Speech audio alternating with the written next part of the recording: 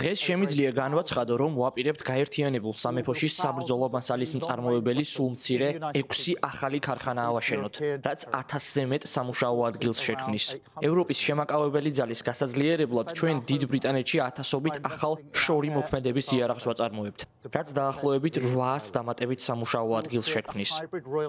ჩვენს სამშობლოს დავიცავთ საჰაერო და სარაკეტო თავდაცვაში ინვესტიციების განხორციელებით. ამ კუნძულების უკეთ დასაცავად ჩვენ შევქმნით ჰიბრიდულ სამეფო საზღვაო ძალებს, რომელიც გააერთიანებს დრონებს სამხედრო გემებთან, წყალქვეშა ნავებსა და თვითმფრინავებთან ჩრდილო ატლანტიკისა და მის ფარგლებს გარეთ პატრულირებისთვის, რაც გამოიწვევს გემთმშენებლობის სფეროში 1000-ობით სამუშაო ადგილის შექმნას.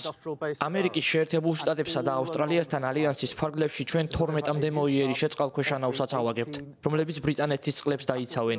გავაფართოებთ ბაროუს სამრეწველო ბაზას და მიწოდების ჯაჭვის მთელ ხაზს, რათა ყოველ 18 თვეში ახალი წყალქვეშა ნავი ავაგოთ. დღეს შემიძლია დავადასტურო, რომ ჩვენ 15 მილიარდ ფუნტ სტერლინგს ვდებთ ჩვენს სუვერენულ ქობინების პროგრამაში, რათა უზრუნველყოთ ჩვენი შემაკავებელი ძალების მოქმედება მომავალი 10 წლეულების განმავლობაში, რაც 9000 სამუშაო ადგილს შექმნის. ეს ჩვენი ბირთვული შემაკავებელი ძალის ისტორიული განახლების ნაწილია, როგორც ჩვენი უსაფრთხოებისა და დაცულობის საბოლოო გარანტი. ჩვენ გადავდივართ საომარ მზადყოფნაზე. ეს ჩვენი შეიარაღებული ძალების მთავარი მიზანი იქნება.